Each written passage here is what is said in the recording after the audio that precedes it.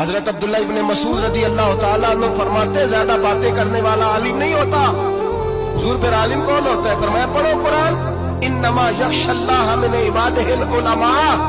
فرمایا بڑا عالم وہ ہوتا ہے جو اللہ سے زیادہ ڈرتا ہے، اس لیے کہ رب فرماتا ہے میرے بندوں میں سے جو عالم وہ ہے جو اللہ سے زیادہ ڈرتے ہیں، خوف رکھتے ہیں۔ تو میرے بھائی رمضان المبارک میں بچنا ہے، پرہیز کا وقت ہے، تو کوئی شخص بھی کوئی شو نہ دیکھے، میری منت ہے آپ اللہ، کوئی شو نہ دیکھے۔